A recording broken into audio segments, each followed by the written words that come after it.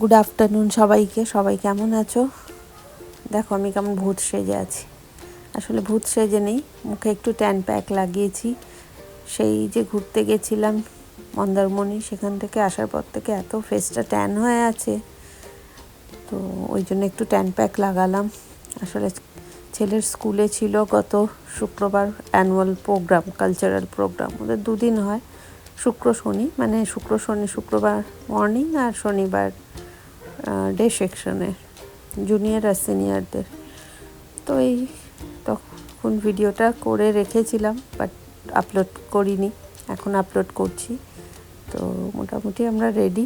ছেলে তো আমাকে ডিস্টার্ব করতেই থাকে সব সময়। তোর বাবার ছেলে নিচে নেমে গেছে, বাইক স্টার্ট দিচ্ছে, বললো তুমি আসো।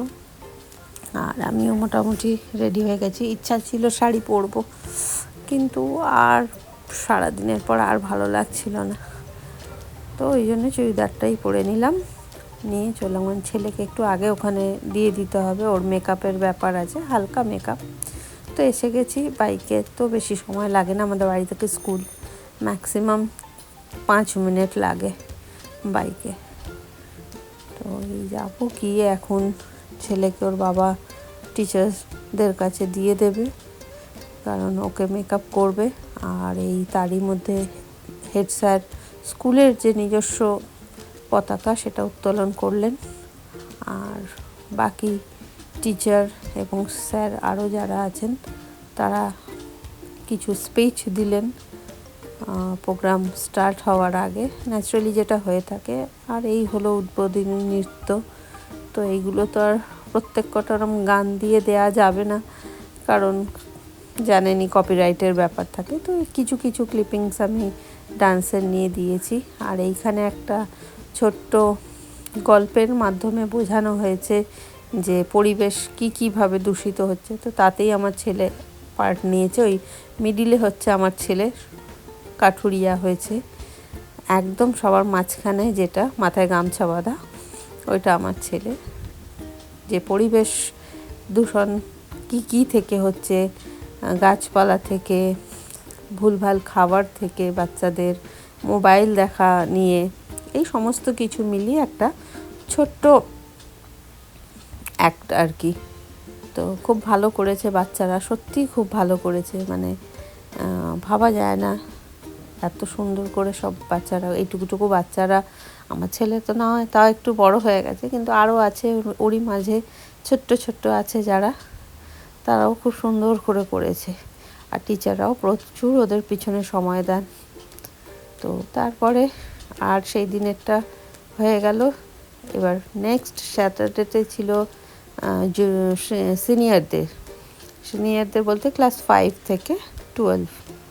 তো ওদেরও ওই একই উদ্বোধনী একটা হলো, সমস্ত বাংলা, হিন্দি, ইংলিশ সমস্ত সাহিত্যের ছোট্ট ছোট্ট সাহিত্যগুলোকে নিয়ে, তার মধ্যে থেকেই ছোট্ট ছোট্ট অ্যাক্ট। এটা ইংলিশ একটা অ্যাক্ট, যাতে মানে ভালো করায় ওদের স্কুলে। এই জিনিসগুলো এত ভালো লাগে, আর এই গল্পটা এত ভালো ছিল, এই সাহিত্যটা, মানে কি বলবো। তো সমস্তটা তো দেখানো সম্ভব না, বা তো ওই একটু একটু করে আপনাদের যেরকম দেখাই সেরকমই।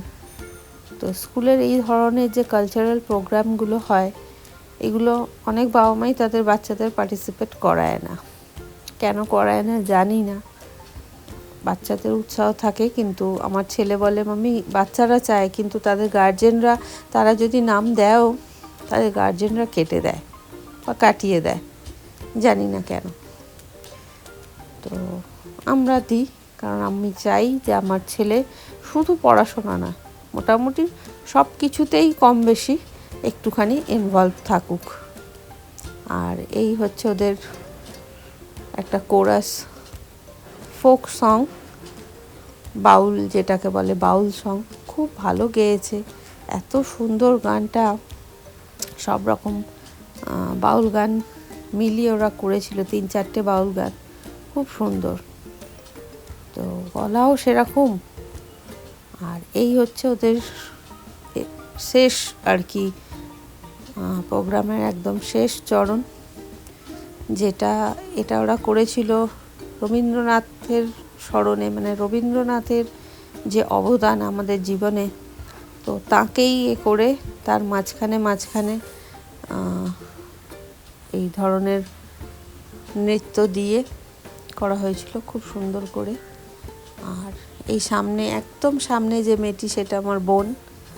তো নেক্সট দিন যে আমরা দেখতে যাই প্রোগ্রামটা, তো বোনের জন্যেই যাই, কারণ ও যখন জুনিয়র ছিল তখন ওর আর ছেলের তো একদিনেই হয়ে যেত, কিন্তু ও তো 5 হয়ে গেছে, এবারে 6 হয়ে গেছে, গত বছর থেকে আলাদা আলাদা, তাই দুদিনই আমাদের যেতে হয়। মানে ও এত সুন্দর করে ডান্সটা করে, তো ওই জন্য ওকে সামনেই রাখেন টিচাররা। আর সত্যিও খুব প্রমিনেন্ট ডান্স করে, আর ওর ডান্স দেখে মানে আমার তো আত্মা এত শান্তি হয়, কি বলবো, মানে কিছু বলার নেই। অনেক বড় হোক ডান্সের দুনিয়ায়, মানে আমাদের এই ধরনের নৃত্যের যে এতে ও অনেক বড় হোক, নাম করুক, এটাই চাই। আর বাকিরাও তাদের মতো করে প্রত্যেকে খুব ভালোভাবে নিজেদের চরিত্রগুলোকে এখানে ফুটিয়ে তুলেছে। এখানে চিত্রাঙ্গদাকে নিয়ে একটি ছোট্ট ক্যারেক্টার ছিল, প্রচুর, মানে এত সুন্দর সুন্দর এবারে সমস্ত কিছু হয়েছে যে আপনাদের যদি ইন্ডিভিজুয়াল একটা একটা করে জানাতে পারতাম খুব ভালো হতো, কিন্তু সেটা সম্ভব নয়। তাই যেটুকু যা হয়েছে সেটুকুটাই আপনাদের সাথে শেয়ার করলাম। আর বাকি এই যে গানগুলো, কি গান কি এগুলো আমি তো শর্টসে দিয়েইছি। তাহলে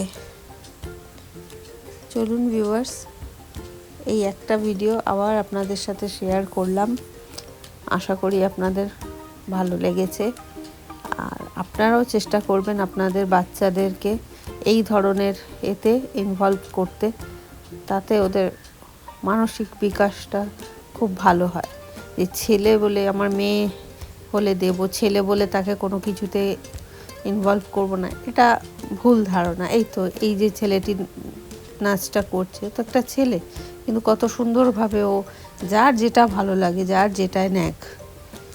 তো এই মুহূর্তে মোটামুটি সমস্ত কিছু ওদের শেষের পর্যায়ে, তাই এই যে শেষ একটায় মানে স্টেজে কম করে হলেও 80 জন পার্টিসিপেট উঠবে, এবং প্রত্যেকেই একসাথে স্কুলের যে গান শ্রী রিতম বিদ্যাপীঠের, সেটা একসাথে তারা করবে, এবং করে এই দুদিনের অনুষ্ঠানটা সমাপ্ত হবে। তাহলে চলুন আজকে এইটুকুই, আবারও আপনাদের সাথে গল্প করব নেক্সট ভিডিওতে।